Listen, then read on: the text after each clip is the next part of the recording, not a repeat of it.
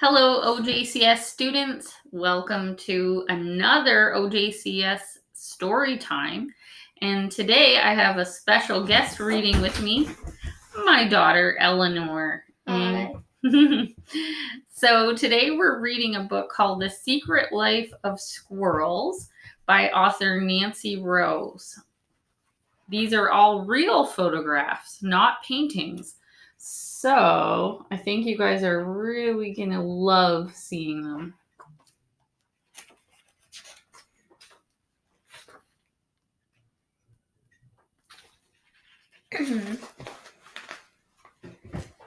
Most squirrels spend their days gathering nuts and climbing trees.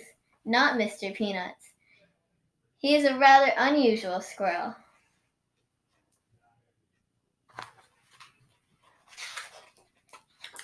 Mr. Peanuts enjoys activities such as cooking on his tiny grill.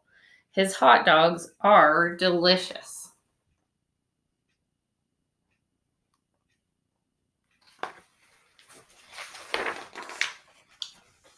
Mr. Peanut plays the piano beautifully. His favorite piece is Moonlight Sonata. Most squirrels would not find that piece quiet, difficult to play. But then again, most squirrels don't play the piano. Mr. Peanuts likes to read. His favorite books are A Tale of Two Cities and Goodnight Nut. He especially likes to read aloud. You may have heard him chattering in your backyard. Look at that. Looks like the OJCS library, doesn't it?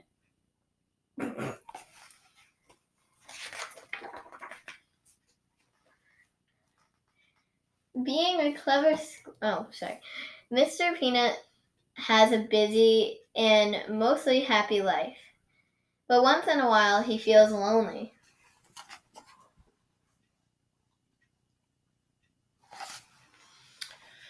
Being a clever squirrel, Mr. Peanuts has an idea. He sits down and writes a letter using his very best penmanship. Dear cousin squirrel, please come for a visit. I promise you will have an excellent time. Sincerely, Mr. Peanuts.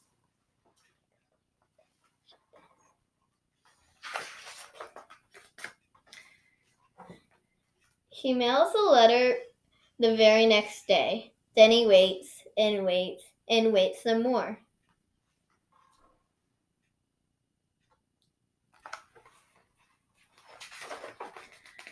He checks his mailbox every day, hoping for a reply. One day he finds a letter waiting for him. It reads, Dear Mr. Peanuts, my favorite cuz, thanks for the letter. It's been too long. Can't wait to see what you're up to these days. I'll be there soon. Cheers, Cousin Squirrel. Mr. Peanut smiles as he reads the tiny letter over and over. Then he gets right to work. He wants to make sure everything is perfect for his cousin's visit. Look at that little smile on that little squirrel.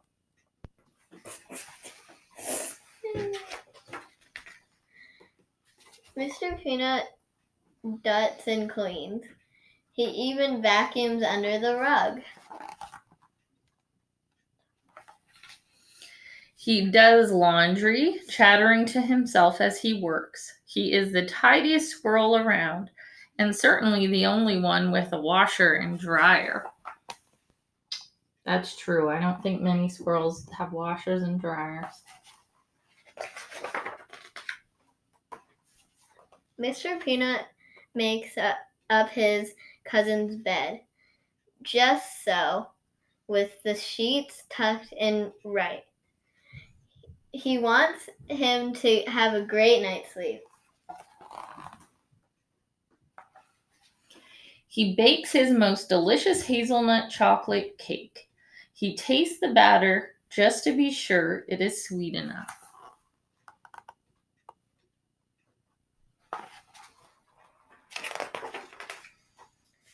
Mr. Peanut takes a bath with his rubber ducky. A squirrel can never be too clean. He even brushes his whiskers. Just look at that handsome squirrel in the mirror.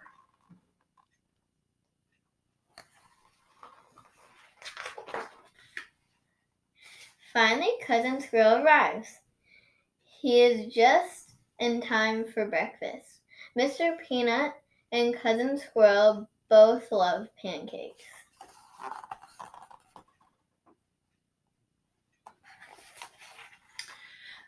Later, the two squirrels go for a wagon ride. Mr. Peanut soon learns that two squirrels travel faster than one.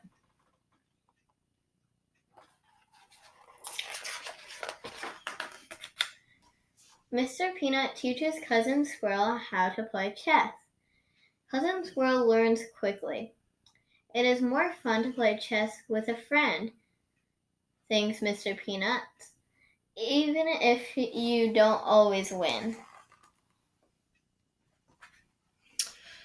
It is a beautiful day, so they pack a picnic. Cousin Squirrel makes his peanut butter sandwiches with an extra layer of crunchy peanuts.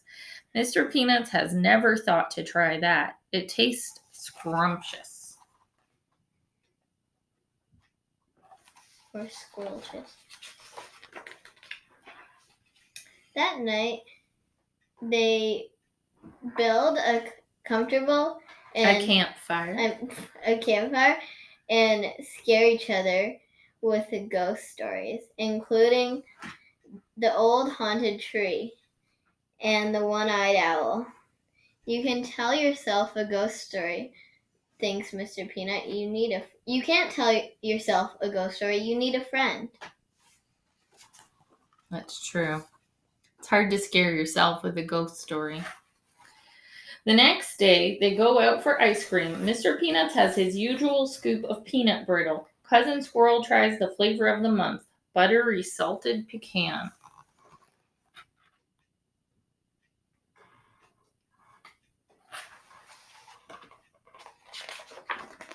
Mr. Peanuts and Cousin Squirrel are two rather unusual squirrels who have a wonderful time together. And the last page. Having a friend makes everything twice as fun. The end.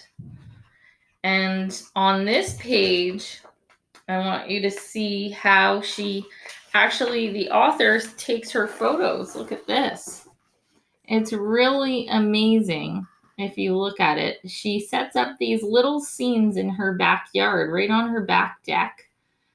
And she leaves food in the spots. She hides at her screen door with her camera, and she waits for the squirrels to come, and she snaps the perfect photo, which is really amazing.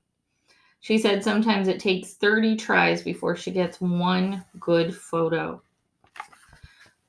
So, do you want to explain to them what their project is going to be, their activity for the day? So, ask permission to borrow your parents' camera. It can be on a phone, a Polaroid, whatever camera they have, and take pictures of either your pets or squirrels, birds, or whatever in your backyard, and try to make your little scenes with squirrel food or bird seed or whatever you want. And if you capture a good shot of an animal, whether it be a pet or an animal outside, you guys can have your parents email it to me, and the email address is on this page. And I will post it up on this page. So if there's a photo you capture that you want to share, you can definitely send it to me. We hope you enjoyed this story. Thank you, Eleanor. And we'll see you next time. Bye!